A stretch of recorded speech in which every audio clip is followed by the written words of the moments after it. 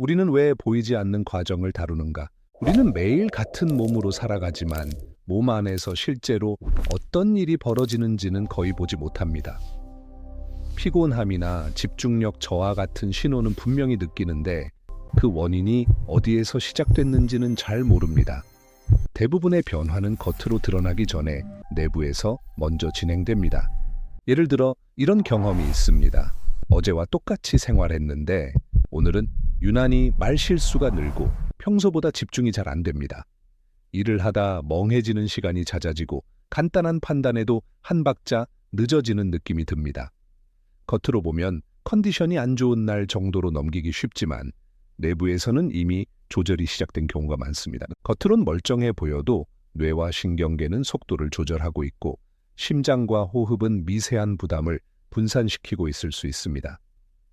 뇌는 평소보다 더 많은 에너지를 써서 집중을 유지하려 하고 신경계는 각성을 유지하기 위해 긴장을 높입니다. 이 과정은 우리가 의식하지 못하는 사이에 일어납니다. 그래서 우리는 아직 괜찮다고 느끼지만 몸은 이미 비용을 지불하고 있는 상태일 수 있습니다. 여기서 많은 사람들이 착각합니다.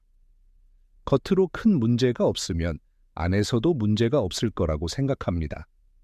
하지만 몸은 종종 겉을 먼저 지키고 내부를 나중에 드러냅니다.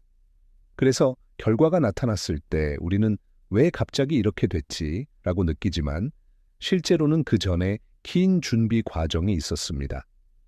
투명한 지식은 바로 이 보이지 않는 준비 과정을 다루는 채널입니다. 결과를 먼저 단정하기보다 결과로 이어지는 흐름을 시뮬레이션으로 보여줍니다.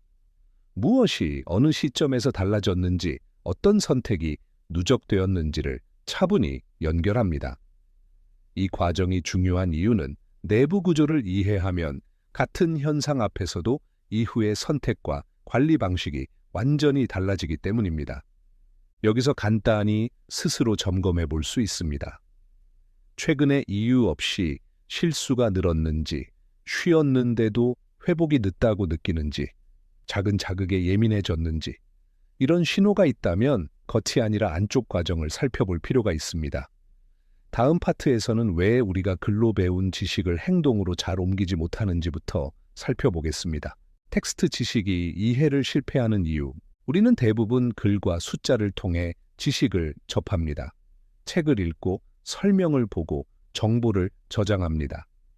읽을 때는 분명 이해한 것처럼 느껴지지만 며칠만 지나도 내용이 흐릿해지는 경우가 많습니다. 중요한 건 기억력이 나빠서가 아니라 지식이 저장되는 방식 때문입니다. 글은 결과를 설명하는 데는 매우 효율적입니다. 이런 상황에서는 이런 문제가 생긴다는 식의 전달은 빠릅니다. 하지만 변화가 쌓이는 과정을 눈앞에서 보여주지는 못합니다. 예를 들어 뇌 기능이 떨어진다는 문장을 읽어도 언제부터 어떤 순서로 그 변화가 시작되는지는 대부분 상상에 맡겨집니다. 문제는 상상에 맡겨진 정보는 사람마다 전혀 다르게 그려진다는 점입니다. 어떤 사람은 심각하게 받아들이고 어떤 사람은 대수롭지 않게 넘깁니다. 그리고 이렇게 각자 다르게 그려진 정보는 시간이 지나면 쉽게 흐려집니다. 그래서 우리는 분명 알고 있었는데 같은 실수를 반복하게 됩니다. 또 하나의 이유는 텍스트 지식은 행동과 바로 연결되기 어렵다는 점입니다. 글은 머리로 이해하는 데는 도움이 되지만 실제 상황에서 몸이 어떻게 반응하는지는 설명해주지 않습니다. 그래서 비슷한 상황이 닥치면 우리는 아는 것과 행동하는 것 사이에서 멈추게 됩니다. 그 사이에 판단은 늦어지고 선택은 이전과 크게 달라지지 않습니다. 투명한 지식은 이 간극을 줄이기 위해 만들어졌습니다. 문장을 더 많이 나열하기보다 변화가 어떻게 이어지는지를 시뮬레이션으로 보여줍니다. 처음에는 사소해 보였던 신호가 어떻게 다음 단계로 연결되는지, 그리고 그 연결이 어떤 결과로 이어지는지를 순서대로 보여줍니다. 이때 중요한 건 정보의 양이 아니라 연결의 구조입니다. 여기서 스스로에게 질문해 볼 수 있습니다.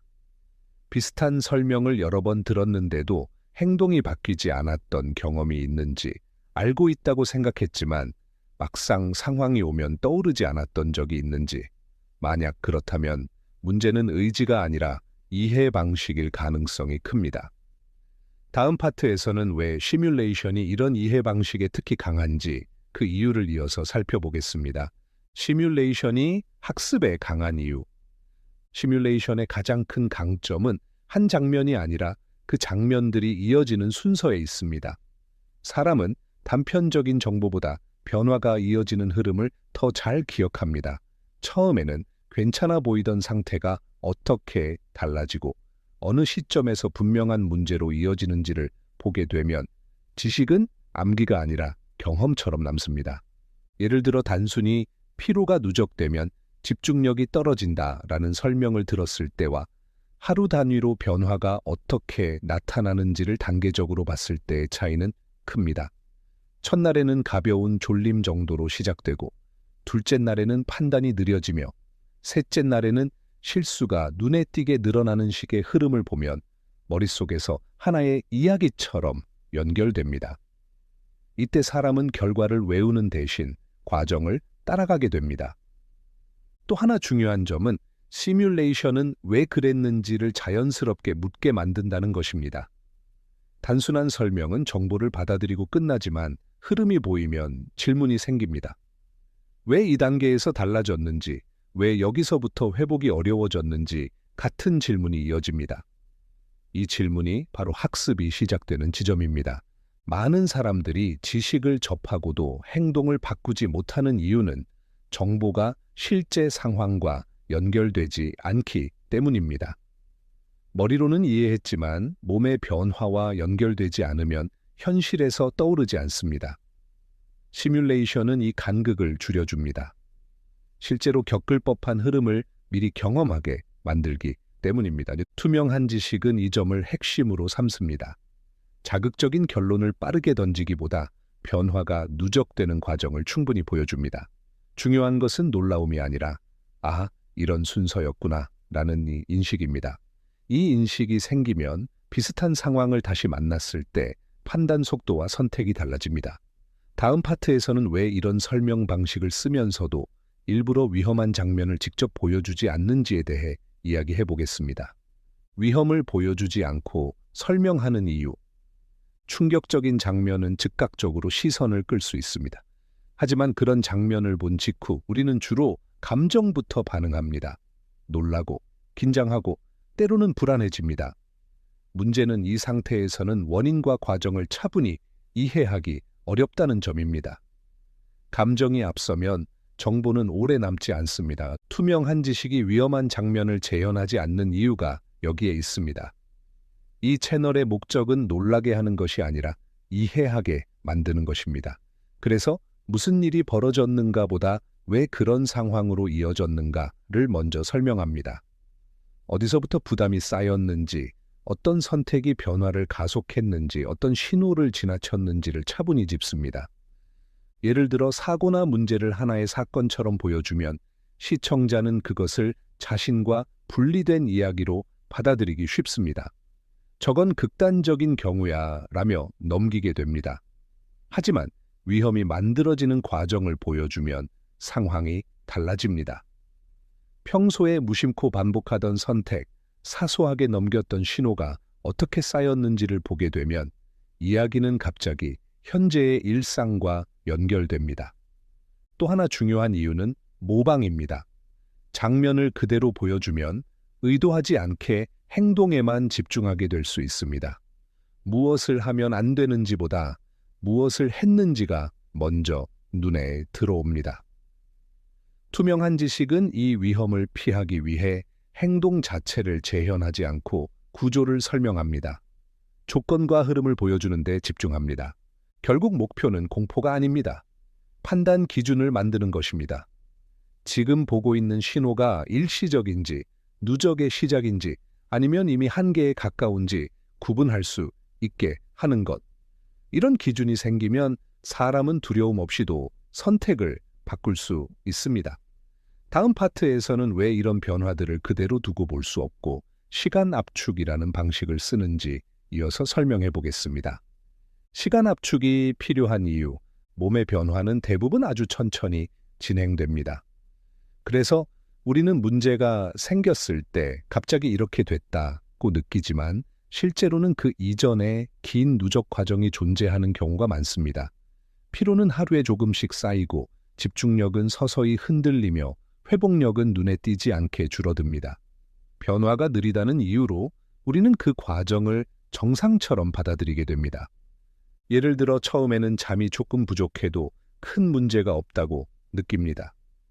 다음 날도 비슷하게 넘깁니다.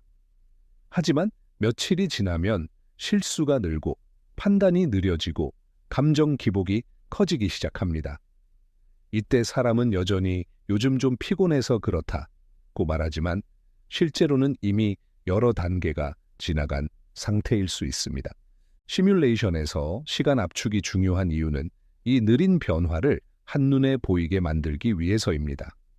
하루, 이틀, 사흘에 걸쳐 나타나는 변화를 하나의 흐름으로 연결하면 괜찮아 보이던 상태와 문제가 된 상태의 차이가 분명해집니다. 무엇이 달라졌는지, 어느 지점에서 방향이 바뀌었는지를 짧은 시간 안에 파악할 수 있습니다.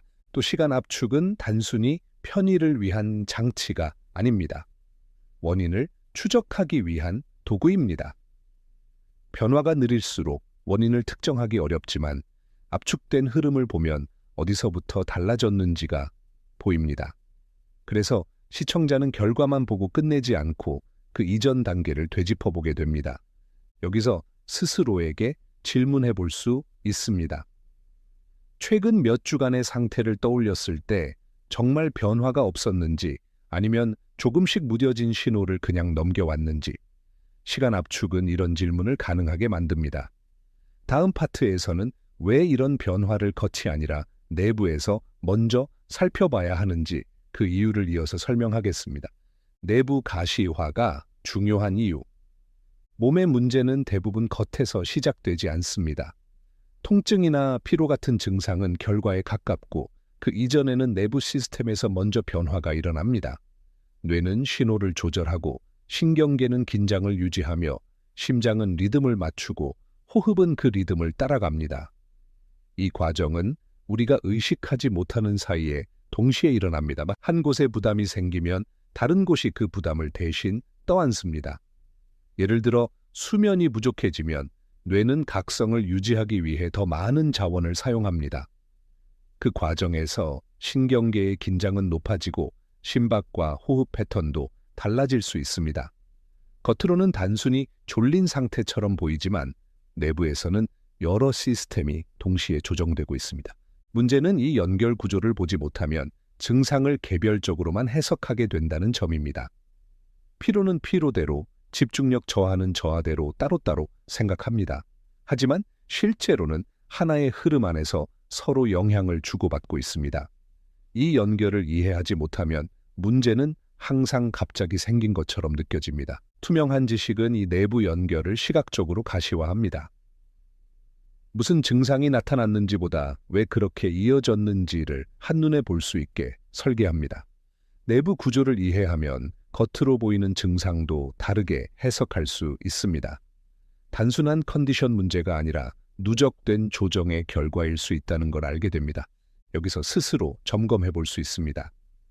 최근에 여러 증상이 동시에 나타났는지 혹은 하나의 문제가 다른 문제를 부르는 느낌이 있었는지 이런 경험이 있다면 겉의 증상만 보기보다 내부 흐름을 살펴볼 필요가 있습니다.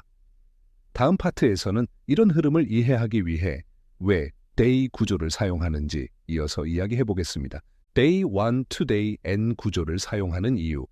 사람은 변화를 연속적인 흐름으로 인식하기보다 단계로 나누어 이해하는 경향이 있습니다. 그래서 투명한 지식의 시뮬레이션은 Day 1, Day 2처럼 하루 단위 구조를 사용합니다. 이 방식은 단순한 연출이 아니라 변화를 인식하기 쉽게 만드는 장치입니다. 흐릿한 변화를 잡아내기 위해서는 기준점이 필요하기 때문입니다. Day 1은 대부분 경고로 받아들여지지 않습니다. 약간 피곤하고 집중이 잘 안 되는 정도는 누구나 겪는 일이기 때문입니다. Day 2 역시 불편함 정도로 지나가기 쉽습니다. 하지만 day, same 접어들면 상황이 달라집니다. 실수가 눈에 띄게 늘고 판단이 느려지며 감정 조절이 어려워지기 시작합니다. 이 지점에서 많은 사람들은 이상하다는 느낌을 받습니다. day 구조의 중요한 역할은 언제까지 괜찮았는지와 어디서부터 달라졌는지를 분리해 보여주는 데 있습니다. 변화가 연속으로 흘러가면 우리는 그 중간 지점을 놓치기 쉽습니다. 하지만 단계로 나누어 보면 어느 날부터 균형이 흔들렸는지가 비교적 분명해집니다. 이 비교가 바로 이해의 핵심입니다. 또 하나의 장점은 day 구조가 지금 내 위치를 확인하게 만든다는 점입니다. 시청자는 영상을 보면서 자신이 day 1에 있는지, day 2에 가까운지, 아니면 이미 그 이후인지 스스로 대입하게 됩니다. 이는 막연한 불안 대신 구체적인 점검을 가능하게 합니다. 투명한 지식은 이 구조를 통해 변화의 지도를 제공합니다. 어디에서 출발했고 어디를 지나왔으며 다음에는 어떤 신호가 나타날 수 있는지를 보여줍니다. 이렇게 하면 시청자는 단순히 정보를 소비하는 것이 아니라 자신의 상태를 위치로 인식하게 됩니다. 다음 파트에서는 이 단계들을 관통하는 핵심, 즉 인과관계를 왜 그렇게 강조하는지에 대해 이어서 설명해 보겠습니다. 인과관계를 강조하는 이유. 우리는 대부분 결과부터 접합니다. 문제가 발생하고 나서야 원인을 찾으려고 합니다. 하지만 결과만 알면 이해는 거기서 멈추고 행동은 쉽게 바뀌지 않습니다. 왜 그런 결과가 나왔는지를 이해해야 같은 상황에서 다른 선택을 할 수 있기 때문입니다. 투명한 지식이 인과관계를 반복해서 강조하는 이유가 여기에 있습니다. 하나의 현상은 하나의 원인으로 생기지 않습니다. 여러 작은 선택과 조건이 겹치면서 결과로 이어집니다. 예를 들어 집중력 저하라는 결과도 수면 시간, 스트레스, 생활 리듬, 회복 습관 같은 요소들이 동시에 작용한 결과일 수 있습니다. 이 중 하나만 떼어놓고 보면 전체 흐름은 보이지 않습니다. 시뮬레이션은 이 인과의 연결을 끊지 않고 보여줍니다.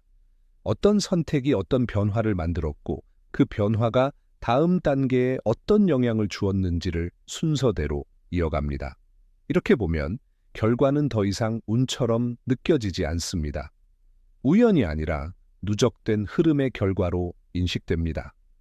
많은 사람들이 왜 나에게 이런 일이 생겼을까라고 묻지만 그 질문은 대개 너무 늦게 나옵니다. 투명한 지식은 이 질문을 앞당깁니다.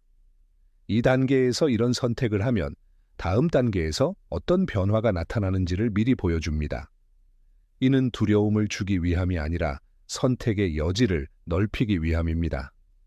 여기서 스스로 점검해 볼 수 있습니다.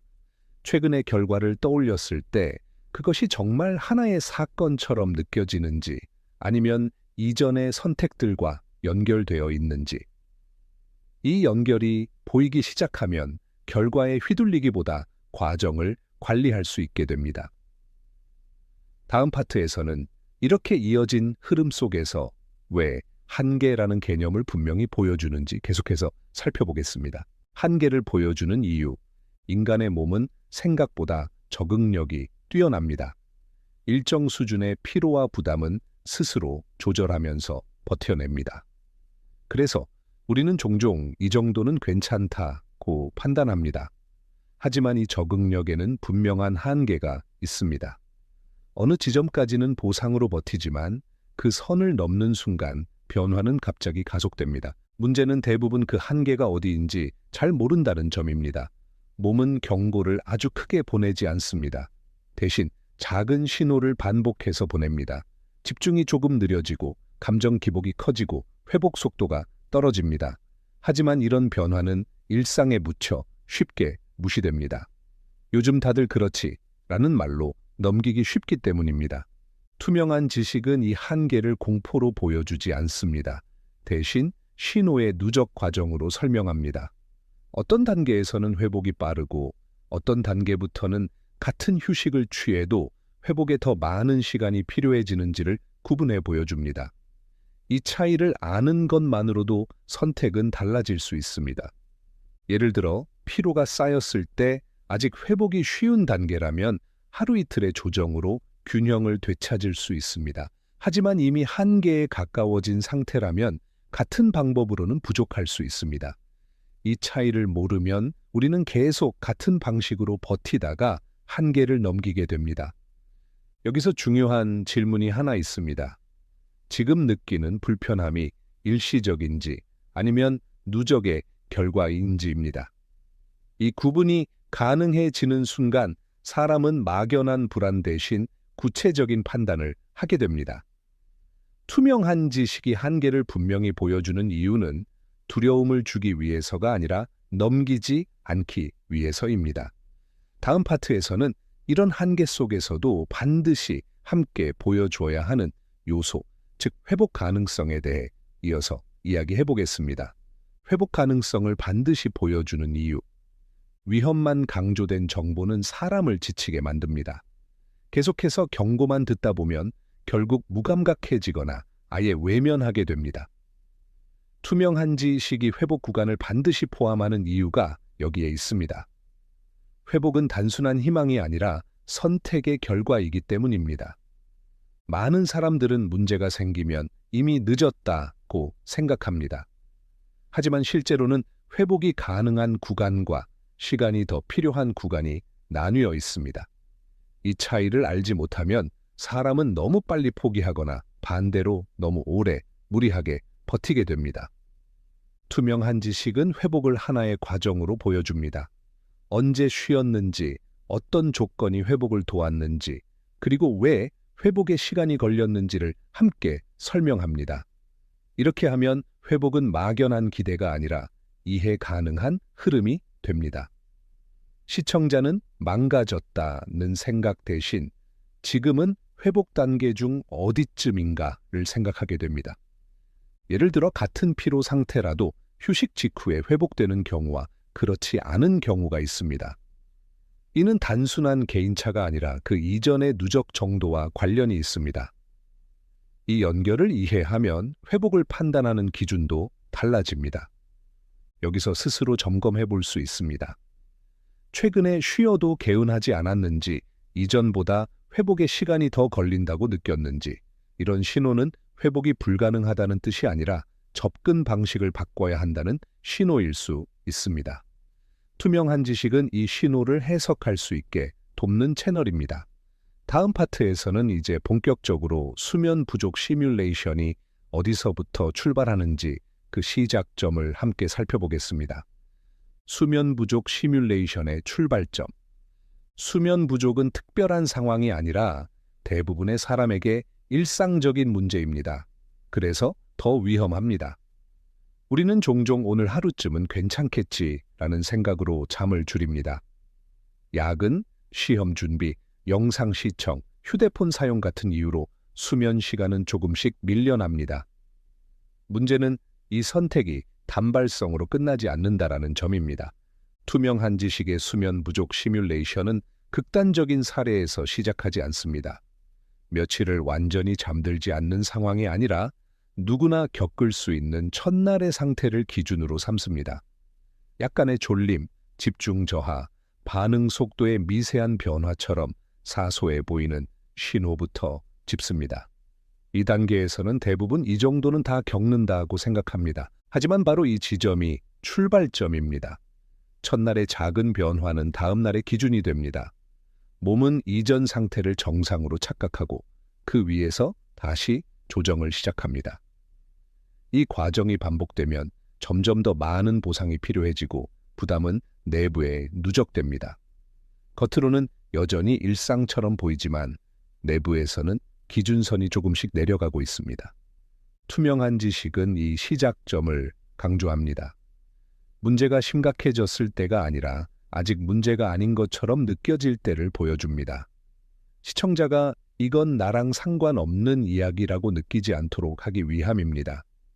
수면 부족은 특별한 사람에게만 생기는 문제가 아니라 대부분의 사람이 반복해서 선택하는 상황이기 때문입니다.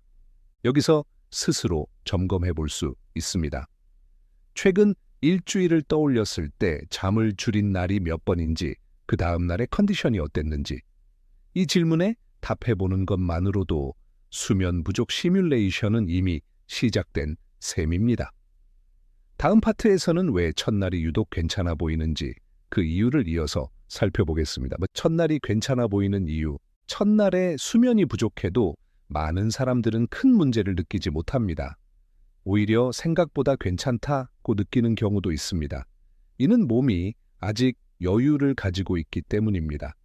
내부 리듬이 약간 흔들려도 기존의 균형으로 버텨낼 수 있는 힘이 남아 있습니다.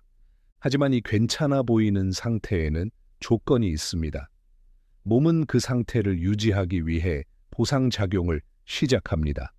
집중력을 유지하려고 더 많은 에너지를 사용하고 각성 상태를 유지하기 위해 신경계를 더 긴장시킵니다. 이 과정은 우리가 의식하지 못하는 사이에 진행됩니다. 겉으로는 멀쩡해 보여도 내부에서는 평소보다 더 많은 자원이 소모되고 있습니다. 이때 흔히 생기는 착각이 있습니다. 어제도 괜찮았으니까 오늘도 괜찮을 거야 라는 생각입니다.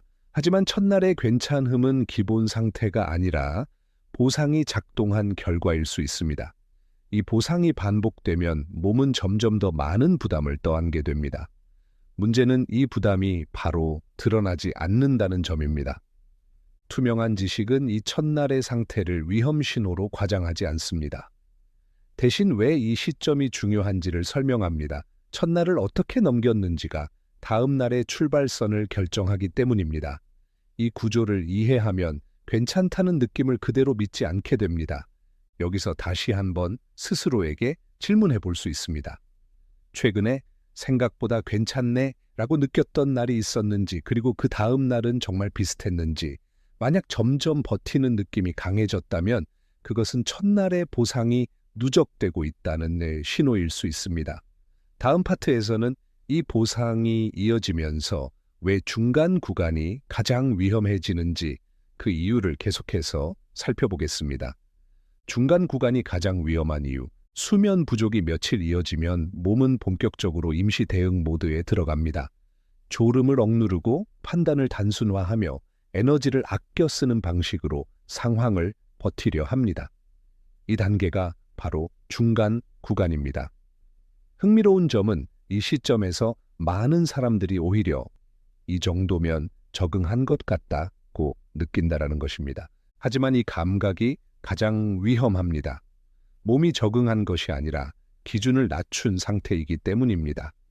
집중력은 떨어졌지만 스스로 그 변화를 기준으로 받아들이고 있고, 판단 속도는 느려졌지만 그 느림에 익숙해진 상태입니다. 그래서 실수는 늘어나는데 본인은 그 심각성을 잘 느끼지 못합니다.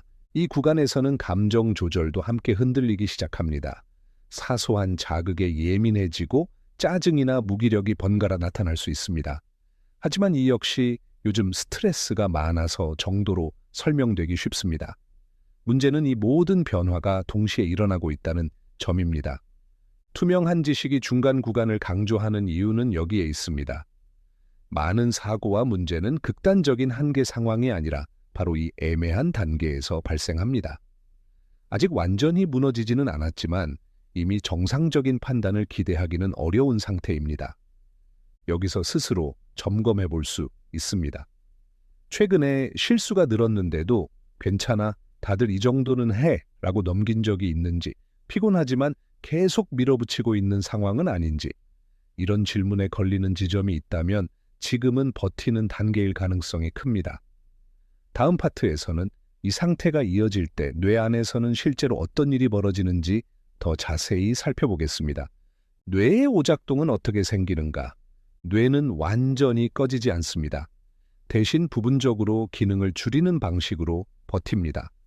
겉으로 보면 눈을 뜨고 있고 대화를 하고 있지만 내부에서는 일부 기능이 잠든 것처럼 작동합니다. 이를 통해 에너지를 아끼려는 것입니다.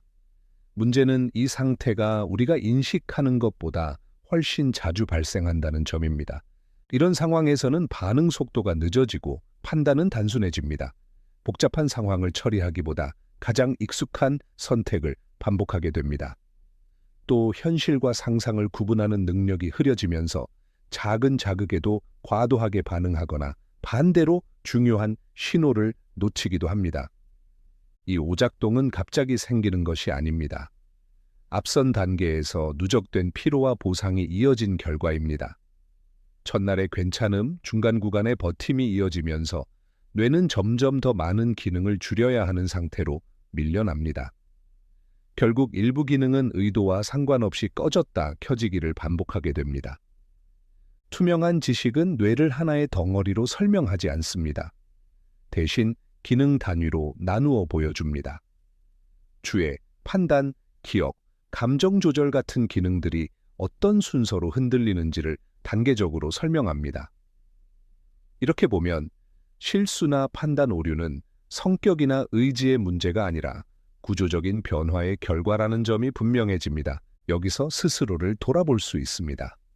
최근에 왜 이런 실수를 했지라고 느낀 적이 있는지, 평소라면 하지 않았을 선택을 반복하고 있는지, 이런 신호는 뇌가 이미 일부 기능을 줄이고 있다는 뜻일 수 있습니다. 다음 파트에서는 이런 변화가 실제 기록과 시뮬레이션에서 어떻게 다르게 다뤄지는지 그 차이를 이어서 살펴보겠습니다. 실제 기록과 시뮬레이션의 차이. 우리는 극단적인 기록에 쉽게 주목합니다. 며칠 동안 거의 잠을 자지 않았는데도 버텼다거나 특별한 조건에서도 큰 문제가 없었다는 사례는 늘 화제가 됩니다. 이런 이야기는 흥미롭고 강한 인상을 남기지만 동시에 오해를 만들기도 합니다. 기록은 사실이지만 기준이 되지는 않습니다. 대부분의 극단적인 기록에는 여러 조건이 겹쳐 있습니다. 개인의 체력, 나이, 환경, 심리 상태, 그리고 우연적인 요소까지 함께 작용합니다. 하지만 우리는 그 복잡한 조건을 생략한 채 결과만 받아들입니다. 누군가는 이렇게까지 버텼다는 한 문장으로 기억해버리죠. 이 순간부터 위험은 평균이 아니라 예외를 기준으로 판단하게 됩니다. 투명한 지식의 시뮬레이션은 이 접근을 선택하지 않습니다. 이 채널은 가장 오래 버틴 사례가 아니라 가장 많은 사람이 겪을 가능성이 높은 경로를 기준으로 설계됩니다. 평균적인 흐름, 반복되는 패턴, 그리고 자주 나타나는 신호를 중심에 둡니다. 이는 위험을 과장하기 위함이 아니라 현실적인 판단 기준을 제공하기 위함입니다. 시뮬레이션이 중요한 이유는 비교 대상이 명확해지기 때문입니다. 극단적인 기록과 자신을 비교하면 대부분의 사람은 나는 아직 괜찮다고 느낍니다. 하지만 평균적인 흐름과 비교하면 자신의 위치가 훨씬 또렷해집니다. 지금이 초기인지 중간인지 아니면 이미 한계에 가까운지 판단할 수 있게 됩니다. 여기서 스스로에게 질문해 볼 수 있습니다. 최근에 누군가는 더 심하게도 한다는 말로 자신의 상태를 정당화한 적이 있는지, 만약 그렇다면 기준이 잘못 설정되어 있을 가능성이 큽니다. 다음 파트에서는 왜 이런 정보를 공포로 끝내지 않고 경고라는 형태로 마무리하는지 이어서 살펴보겠습니다. 공포가 아닌 경고로 끝내는 이유. 공포는 즉각적인 반응을 만들어냅니다. 놀라고, 긴장하고, 순간적으로 각성하게 됩니다. 하지만 이런 반응은 오래 지속되지 않습니다. 시간이 지나면 공포는 흐려지고 이야기는 특별한 상황이나 나와는 다른 사람의 이야기로 분리됩니다. 이때 정보는 행동으로 이어지지 않습니다. 투명한 지식이 공포를 선택하지 않는 이유는 목적이 다르기 때문입니다. 이 채널의 목표는 사람을 겁주기 위함이 아니라 판단 기준을 만드는 것입니다. 그래서 충격적인 장면이나 극단적인 결과를 앞세우지 않고 변화가 어떻게 누적되었는지를 차분히 설명합니다. 경고는 다릅니다. 경고는 즉각적인 자극보다 생각을 남깁니다. 지금 보고 있는 흐름이 일상에서 어떻게 반복될 수 있는지, 그리고 어느 지점에서 방향을 바꿀 수 있었는지를 짚어줍니다. 이 과정에서 시청자는 자신을 이야기 속에 대입하게 됩니다. 나라면 어디쯤일까? 라는 질문이 자연스럽게 생깁니다. 또 하나 중요한 점은 공포는 행동을 강요하지만 경고는 선택을 남긴다는 것입니다. 강요된 행동은 오래 가지 않지만 스스로 내린 선택은 반복됩니다. 투명한 지식은 이 반복 가능성을 중요하게 생각합니다. 한 번 놀라고 끝나는 영상이 아니라 이후의 선택을 조금씩 바꾸는 기준이 되기를 목표로 합니다. 여기서 스스로 점검해 볼 수 있습니다. 이전에 본 경고성 정보 중 시간이 지나도 기억에 남아 행동을 바꾼 것이 있는지, 만약 있다면 그것은 공포보다 이해에 가까웠을 가능성이 큽니다.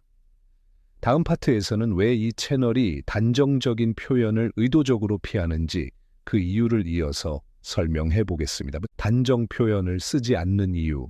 우리는 정보를 접할 때 단정적인 표현에 끌리기 쉽습니다. 반드시, 무조건, 이렇게 된다. 같은 말은 이해하기도 쉽고 판단을 대신 내려주는 것처럼 느껴지기 때문입니다. 하지만 이런 표현은 실제 상황을 단순화시키고 중요한 조건을 가려버립니다. 특히 몸과 관련된 정보에서는 이 단순화가 오해로 이어지기 쉽습니다. 과학은 본질적으로 확정을 말하기보다 경향을 설명합니다. 사람마다 몸 상태와 생활 환경이 다르고 같은 조건에서도 반응은 달라질 수 있기 때문입니다. 투명한 지식이 단정적인 표현을 피하는 이유는 책임을 회피하기 위해서가 아니라 정보를 정확하게 전달하기 위해서입니다. 항상 그렇다는 말보다 이런 조건에서 이런 변화가 나타날 가능성이 높다는 설명이 현실에 더 가깝습니다. 단정 표현은 또 하나의 문제를 만듭니다. 스스로를 예외로 만들기 쉽다는 점입니다.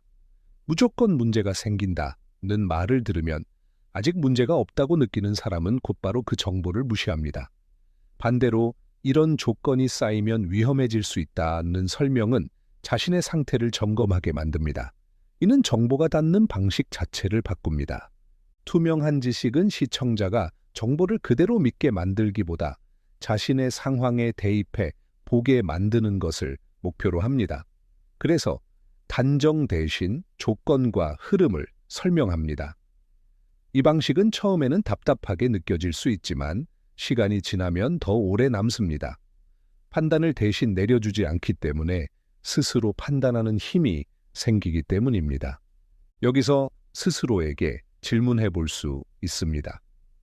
지금까지 접한 정보 중 단정적인 표현 때문에 오히려 무시해버린 것은 없는지, 만약 있다면 그 정보는 당신에게 맞지 않았던 게 아니라 전달 방식이 맞지 않았을 가능성이 큽니다. 다음 파트에서는 사람들이 가장 자주 헷갈리는 개념, 가능성과 확률의 차이에 대해 이어서 살펴보겠습니다. 가능성과 확률의 차이. 가능성과 확률은 비슷해 보이지만 전혀 다른 개념입니다. 가능성은 일어날 수 있다는 의미이고 확률은 얼마나 자주 일어나는가를 뜻합니다.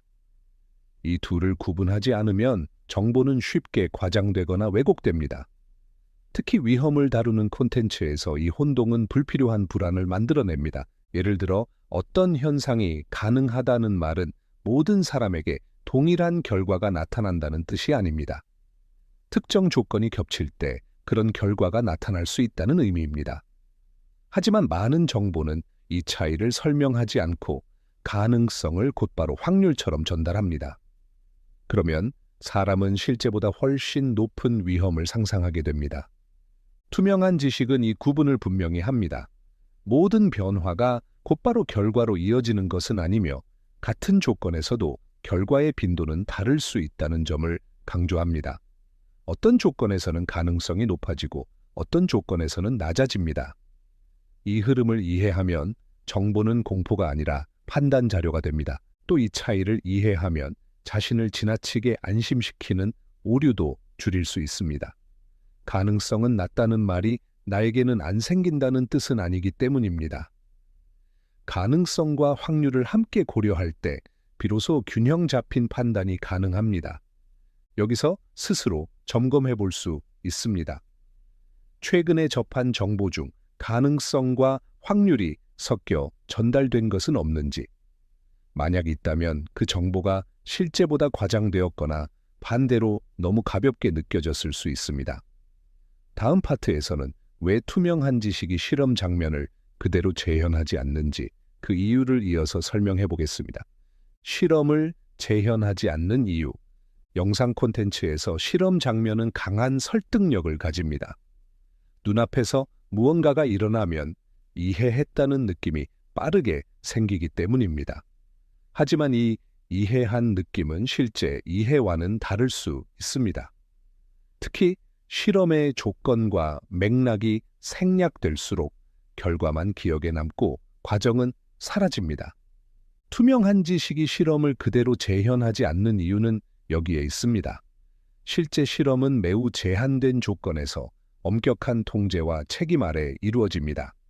하지만 영상에서는 이 조건들이 쉽게 압축되거나 생략됩니다.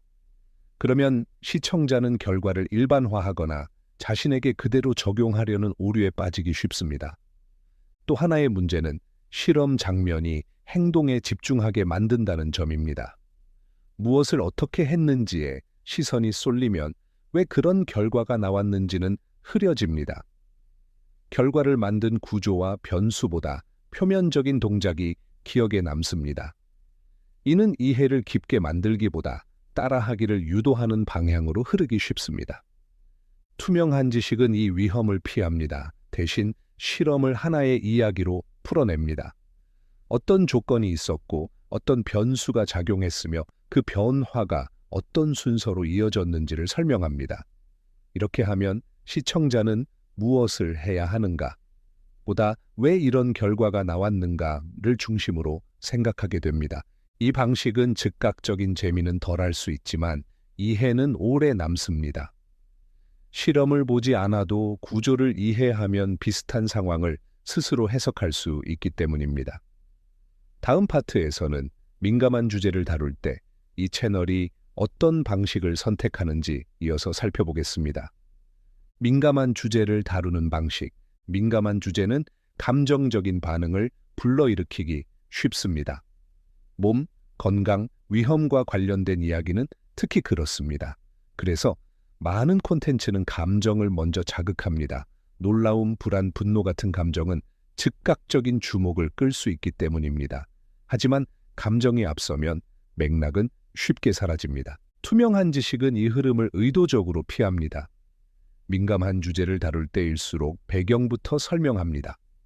왜 이 주제가 반복해서 논란이 되었는지, 어떤 오해가 누적되어 왔는지를 먼저 짚습니다.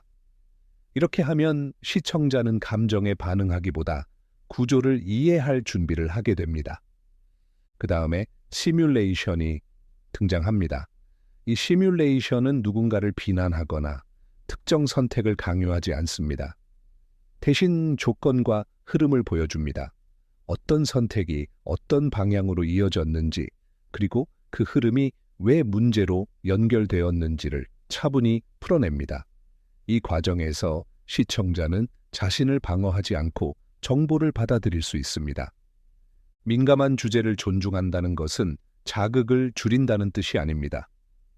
오히려 맥락을 충분히 제공하는 것입니다. 그래야 주제는 소비되고 사라지는 이야기가 아니라 이해해야 할 구조로 남습니다.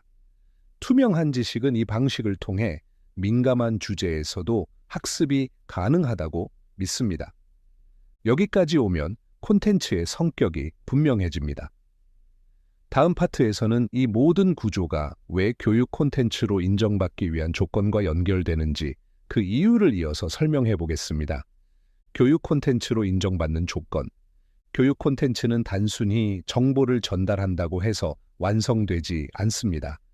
중요한 것은 시청자가 그 정보를 어떻게 받아들이고 이후 어떤 기준을 갖게 되는가입니다. 누군가의 말을 그대로 믿게 만드는 콘텐츠는 많지만 스스로 판단할 수 있게 돕는 콘텐츠는 상대적으로 드뭅니다. 투명한 지식이 교육 콘텐츠로서의 구조를 중요하게 여기는 이유가 여기에 있습니다. 이 채널은 정답을 제시하지 않습니다. 대신 판단의 기준을 제공합니다.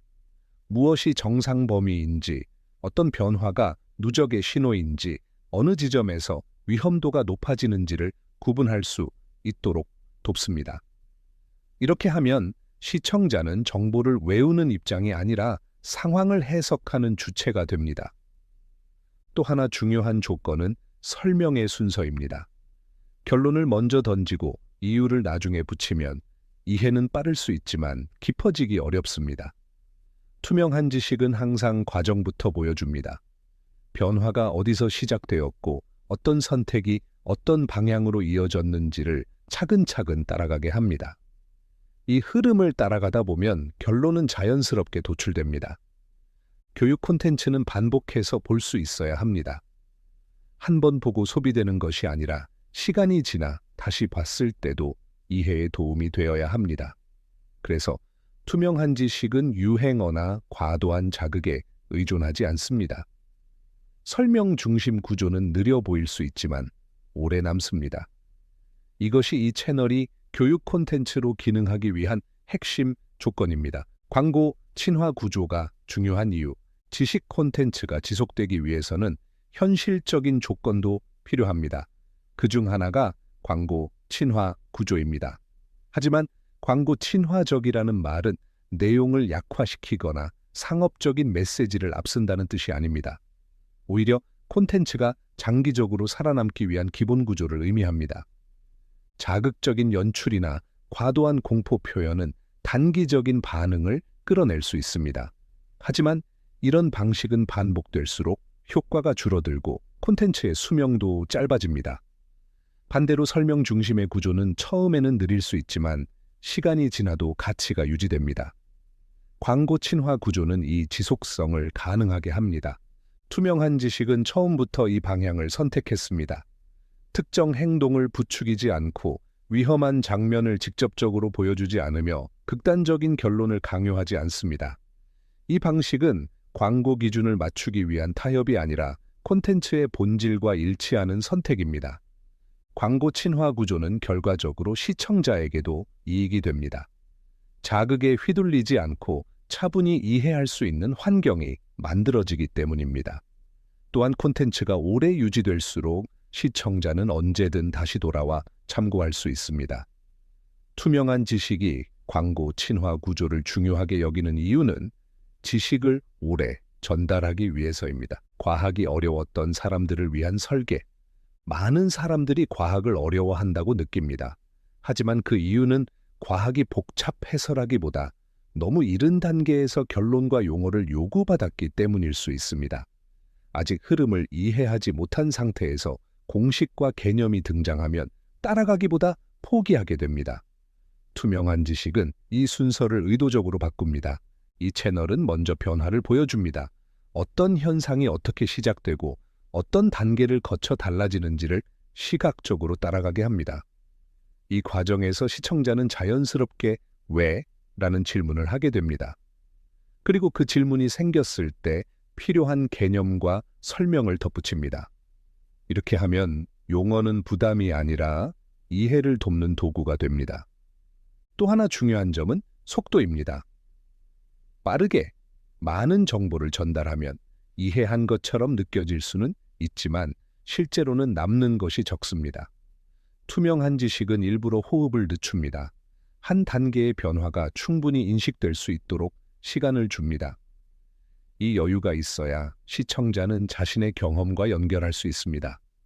과학을 잘 몰랐던 사람도 흐름을 이해하면 더 이상 낯설지 않습니다.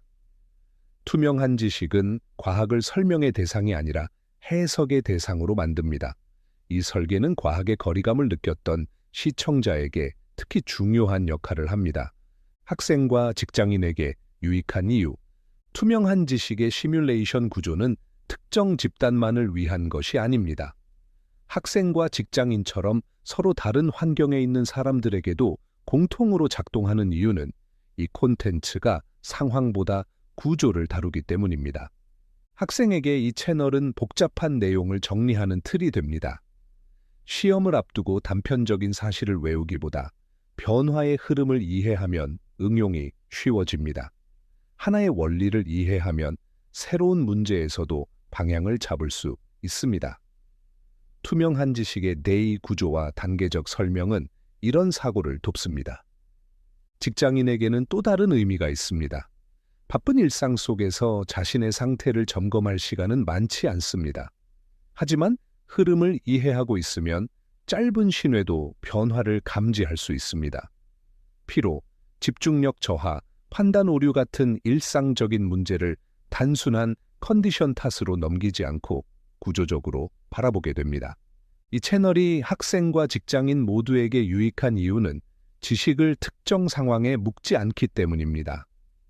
대신 반복되는 패턴을 보여줍니다. 이 패턴을 이해하면 각자의 환경에서 스스로 적용할 수 있습니다. 이것이 투명한 지식이 지향하는 학습의 형태입니다. 건강 콘텐츠의 올바른 접근. 건강과 관련된 정보는 다른 지식보다 훨씬 직접적으로 사람에게 영향을 줍니다. 몸과 연결된 이야기이기 때문에 작은 정보 하나만으로도 불안이 커질 수 있습니다. 그래서 많은 건강 콘텐츠는 경고를 앞세우거나 극단적인 결과를 먼저 보여주는 방식을 택합니다. 단기간에 관심을 끌기에는 효과적이지만 오래 보면 피로와 불신을 남기기 쉽습니다. 투명한 지식은 이 흐름을 따르지 않습니다. 건강을 공포의 문제가 아니라 이해의 문제로 다룹니다. 무엇을 당장 하지 말라는 지시보다 어떤 조건이 반복될 때 부담이 쌓이는지를 설명합니다. 이렇게 접근하면 시청자는 불안에 반응하기보다 자신의 생활 패턴을 돌아보게 됩니다. 또 하나 중요한 점은 개인차를 존중하는 방식입니다. 같은 정보라도 사람마다 몸 상태와 환경이 다릅니다. 투명한 지식은 하나의 결과를 모든 사람에게 적용하지 않습니다. 대신 어떤 조건에서 위험이 커지는지, 어떤 상황에서 회복이 느려지는지를 구분해 보여줍니다. 이 방식은 시청자가 자신의 위치를 스스로 판단할 수 있게 만듭니다. 건강을 관리한다는 감각이 강요가 아니라 선택으로 바뀌는 순간 정보는 행동으로 이어질 가능성을 갖게 됩니다. 투명한 지식이 건강 콘텐츠에서 가장 중요하게 여기는 지점은 바로 이 전환입니다. 아는 것과 이해의 차이. 우리는 종종 이건 이미 알고 있어 라는 말을 합니다. 하지만 막상 같은 상황이 반복되면 이전과 다른 선택을 하지 못하는 경우가 많습니다. 이는 정보가 부족해서가 아니라 이해에 도달하지 못했기 때문입니다. 아는 것은 문장을 기억하는 것이고 이해하는 것은 그 문장을 다시 설명할 수 있는 상태입니다. 투명한 지식은 이 차이를 분명히 구분합니다. 단편적인 사실을 나열하면 시청자는 일시적으로 고개를 끄덕일 수 있습니다. 하지만 그 정보는 쉽게 흩어집니다. 반대로 구조와 흐름을 이해하면 새로운 정보가 들어와도 스스로 연결할 수 있습니다. 그래서 이 채널은 반복해서 같은 말을 하지 않습니다. 대신 같은 구조를 다른 주제로 보여줍니다. 수면, 피로, 집중, 회복처럼 주제는 달라도 변화가 누적되는 방식은 닮아 있습니다. 이 공통 구조를 이해하면 시청자는 더 이상 새로운 정보를 처음부터 외우지 않아도 됩니다. 아는 것과 이해의 차이는 행동으로 이어지는지 여부에서 드러납니다. 투명한 지식은 정보를 소비하게 만들기보다 사고방식을 바꾸는 것을 목표로 합니다. 이 지점에서 콘텐츠는 단순한 지식 전달을 넘어 학습 경험으로 전환됩니다. 우리는 왜 신호를 무시하게 되는가? 사람의 몸은 항상 신호를 보냅니다. 문제는 신호가 없어서가 아니라 우리가 그것을 신호로 받아들이지 않는다는 점입니다. 피곤함, 멍해짐, 집중력 저하, 이유 없는 짜증 같은 상태는 너무 흔해서 경고로 인식되지 않습니다. 오히려 요즘 다들 이 정도는 겪는다는 말로 쉽게 정상화됩니다. 이 과정에는 익숙함이라는 강력한 작용이 개입합니다. 같은 상태가 반복되면 뇌는 그것을 위험이 아니라 기준으로 재설정합니다. 처음에는 분명 이상했던 감각이 어느 순간 일상의 일부가 됩니다. 투명한 지식은 이 지점을 매우 중요하게 다룹니다. 많은 문제는 갑자기 시작되지 않습니다. 먼저 정상처럼 느껴지는 비정상이 만들어집니다. 또 하나의 이유는 즉각적인 보상입니다. 잠을 줄이면 시간이 늘어나고 쉬지 않으면 더 많은 일을 해낸 것처럼 느껴집니다. 이 작은 보상은 매우 강력합니다. 반복될수록 몸의 신호를 무시하는 선택이 강화됩니다. 신호를 듣는 것보다 당장의 편의와 성과가 더 크게 느껴지는 구조가 만들어지는 겁니다. 시뮬레이션은 이 흐름을 그대로 드러냅니다. 신호를 무시했을 때의 경로와 잠시 멈췄을 때의 경로를 나란히 보여줍니다. 그러면 문제는 개인의 의지나 성격이 아니라 반복되도록 설계된 구조였다는 점이 분명해집니다. 신호를 알아차리는 능력은 타고나는 것이 아니라 반복적으로 구조를 보며 학습되는 감각입니다. 일상 속 선택은 어떻게 누적되는가? 대부분의 사람은 인생의 큰 결정을 할 때는 신중합니다. 하지만 실제로 방향을 만드는 것은 사소한 선택들입니다. 오늘 1시간 덜 자는 선택, 오늘 한 번 더 미루는 휴식, 오늘 그냥 넘겨버린 불편함. 각각은 별일 아닌 것처럼 보이지만 같은 방향으로 반복될 때 흐름이 만들어집니다. 투명한 지식의 시뮬레이션은 이 누적을 눈에 보이게 만듭니다. 하루 단위로 보면 변화는 거의 느껴지지 않습니다.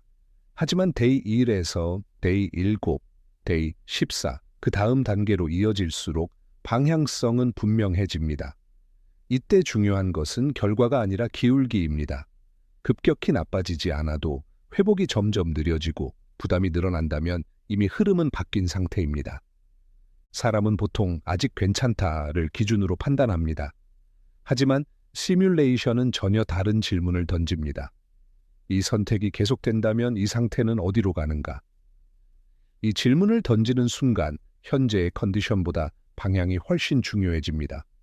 이 파트에서는 동일한 조건에서 다른 선택을 했을 때의 경로를 비교합니다. 쉬지 않았을 때와 쉬었을 때, 무시했을 때와 조정했을 때. 차이는 처음에는 거의 보이지 않지만 며칠 뒤부터 서서히 벌어집니다. 그리고 한 번 벌어진 간격은 다시 좁히기 어렵습니다. 누적은 눈에 보이지 않기 때문에 위험합니다. 그래서 투명한 지식은 누적을 장면으로 바꿉니다. 이 시뮬레이션을 어떻게 활용해야 하는가? 이 영상을 보고 나서 무엇을 해야 하는지는 정해져 있지 않습니다. 투명한 지식은 행동 지침을 나열하지 않습니다. 대신 하나의 질문을 남깁니다. 나는 지금 어느 단계에 있는가? 이 질문 하나만으로도 시청자의 관점은 크게 달라질 수 있습니다. 시뮬레이션의 목적은 미래를 예측하는 것이 아닙니다. 현재를 해석하는 데 있습니다. 지금의 피로, 지금의 집중력, 지금의 회복 속도가 어느 구간에 해당하는지를 가늠할 수 있다면 선택의 기준은 이미 만들어진 것입니다. 중요한 것은 모든 것을 완벽하게 바꾸는 것이 아닙니다. 방향을 인식하는 것입니다. 지금의 흐름이 부담을 키우는 쪽인지 아니면 아직 회복이 가능한 쪽인지를 구분하는 것만으로도 충분합니다. 많은 변화는 극적인 결단이 아니라 아주 작은 방향 인식에서 시작됩니다. 이 시뮬레이션은 한 번 보고 끝내기 위한 콘텐츠가 아닙니다. 시간이 지나 다시 보면 같은 장면이 전혀 다르게 보일 수 있습니다. 그때의 자신이 어느 단계에 있는지에 따라 해석도 달라지기 때문입니다. 이것이 투명한 지식이 롱폼 구조를 선택한 이유이며 반복 시청을 전제로 설계한 이유입니다. 앞으로 다룰 시뮬레이션 주제들, 투명한 지식이 앞으로 다룰 시뮬레이션 주제들은 모두 우리의 일상과 직접적으로 맞닿아 있습니다. 특별한 사람만 겪는 극단적인 상황이 아니라 대부분의 사람들이 반복적으로 경험하지만 쉽게 지나치는 영역들입니다. 수면, 호흡, 면역, 감각, 인지처럼 하루도 멈추지 않고 작동하는 시스템들이 그 대상입니다. 이 채널은 이렇게 하면 위험하다는 결론부터 던지지 않습니다. 대신 어떤 선택이 반복될 때 어떤 부담이 서서히 쌓이는지를 보여줍니다. 하루의 작은 결정 하나가 며칠, 몇 주를 거치며 어떤 방향으로 흐르는지, 그리고 그 흐름이 어느 지점에서 눈에 띄는 변화로 드러나는지를 시뮬레이션으로 풀어냅니다. 예를 들어 잠을 조금 덜 자는 선택, 호흡을 얕게 유지하는 습관, 회복 시간을 계속 미루는 생활 패턴처럼 사소해 보이는 행동들이 어떻게 누적되는지를 단계별로 보여줍니다. 이 과정에서 중요한 것은 언제 문제가 생겼는가 지스리보다 언제부터 방향이 달라졌는가입니다. 이런 접근은 시청자가 정보를 소비하는 데서 멈추지 않게 만듭니다. 자신이 지금 어떤 단계에 있는지, 아직 여유가 있는지, 아니면 이미 보상이 과도하게 작동하고 있는지를 스스로 점검하게 됩니다. 투명한 지식의 시뮬레이션은 미래를 예언하기 위한 것이 아니라 현재를 해석하기 위한 도구입니다. 투명한 지식의 약속. 투명한 지식은 자극을 우선하지 않습니다. 과장된 표현이나 극단적인 결론으로 시선을 붙잡는 방식을 선택하지 않습니다. 대신 설명으로 끝맺는 콘텐츠를 지향합니다. 보이지 않는 과정을 보이게 만들고 결과보다 그 결과에 이르는 흐름을 먼저 보여주는 것, 이것이 이 채널이 끝까지 지키는 원칙입니다. 정보는 빠르게 소비되고 잊힐 수 있습니다. 하지만 이해는 다릅니다. 한 번 구조를 이해하면 비슷한 상황에서 스스로 판단할 수 있는 기준이 남습니다. 투명한 지식은 바로 이 기준을 만드는 것을 목표로 합니다. 무엇을 해야 한다고 말하기보다 어떤 흐름이 반복되고 있는지를 보여줍니다. 앞으로 어떤 주제를 다루더라도 이 기준은 변하지 않습니다. 시청자를 놀라게 하는 콘텐츠가 아니라 생각하게 만드는 콘텐츠. 두려움을 남기는 영상이 아니라 해석의 틀을 남기는 영상. 이것이 투명한 지식이 지향하는 방향입니다. 이 채널은 완벽한 답을 제공하지 않습니다. 대신 스스로 질문하고 판단할 수 있는 기반을 제공합니다. 투명한 지식이 계속해서 약속하는 것은 단 하나입니다. 보이지 않던 과정을 투명하게 드러내고 이해로 이어지는 길을 끝까지 설명하겠다는 약속입니다. 투명한 지식이 남기고 싶은 것. 투명한 지식은 답을 제공하는 채널이 아닙니다. 무엇이 맞고 틀렸는지를 대신 판단해주는 역할을 하지 않습니다. 대신 하나의 기준을 남기고 싶습니다. 무엇이 정상 범위인지, 언제부터 흐름이 달라지기 시작했는지, 그리고 어느 지점에서 방향을 바꿀 수 있었는지를 스스로 판단할 수 있는 기준입니다. 이 기준은 누군가의 조언처럼 즉각적인 행동을 요구하지 않습니다. 대신 상황을 해석하는 관점을 만들어줍니다. 기준이 생기면 정보의 위치가 달라집니다. 더 이상 정보는 불안을 키우는 재료가 되지 않습니다. 새로운 이야기를 들을 때마다 흔들리거나 하나의 사례에 과도하게 반응하지 않게 됩니다. 지금 내 상태를 그 정보 안에 대입해보고 어느 정도 거리에 두고 판단할 수 있게 됩니다. 투명한 지식이 남기고 싶은 것은 바로 이런 거리감입니다. 너무 멀지도 너무 가깝지도 않은 상태에서 스스로 해석할 수 있는 감각입니다. 정보는 빠르게 소비되고 쉽게 잊힐 수 있습니다. 특히 자극적인 결론이나 단정적인 표현일수록 기억에 오래 남는 것처럼 보이지만 실제로는 맥락 없이 사라지는 경우가 많습니다. 반면 한 번 이해한 구조는 오래 남습니다. 같은 상황을 다시 마주했을 때 이전과는 다른 질문을 던질 수 있게 됩니다. 이게 위험한가?가 아니라 이건 어느 단계쯤일까? 라는 질문입니다. 투명한 지식이 보이지 않는 과정을 반복해서 보여주는 이유도 바로 여기에 있습니다. 결과를 기억하게 만들기보다 흐름을 떠올리게 만들고 싶기 때문입니다. 흐름을 이해하면 새로운 정보가 들어와도 처음부터 다시 시작할 필요가 없습니다. 이미 머릿속에 기준이 있기 때문에 그 위에 자연스럽게 얹을 수 있습니다. 이것이 지식이 축적되는 방식입니다. 이 채널은 자극을 우선하지 않습니다. 과장된 결론이나 극단적인 장면으로 시선을 붙잡는 방식을 선택하지 않습니다. 대신 설명으로 끝맺습니다. 결과를 먼저 던지기보다 그 결과에 이르기까지 어떤 선택과 어떤 누적이 있었는지를 보여줍니다. 판단은 언제나 시청자에게 남깁니다. 이 태도는 콘텐츠의 속도를 늦출 수는 있지만 신뢰를 쌓습니다. 신뢰는 한 번에 만들어지지 않습니다. 반복해서 같은 기준을 유지할 때 비로소 형성됩니다. 투명한 지식이 같은 구조, 같은 호흡, 같은 방식으로 설명을 이어가는 이유도 여기에 있습니다. 익숙해질수록 더 빨리 소비되는 콘텐츠가 아니라 익숙해질수록 더 깊게 이해되는 콘텐츠를 만들고 싶기 때문입니다. 이 영상이 끝났을 때 남았으면 하는 것은 불안이 아닙니다. 큰일 날 수 있다. 감정도 지금 당장 바꿔야 한다는 압박도 아닙니다. 대신 감각이 남았으면 합니다. 지금 내 상태를 조금 더 정확히 느끼고 다음 선택을 조금 더 의식하게 만드는 감각입니다. 아주 작은 차이지만 이 감각이 생기면 선택은 달라질 수 있습니다. 투명한 지식은 앞으로도 이 감각을 키우는 시뮬레이션을 계속 만들어 갈 것입니다.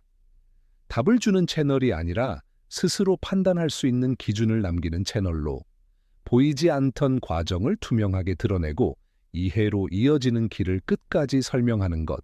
그것이 이 채널이 끝까지 지키고 싶은 방향입니다.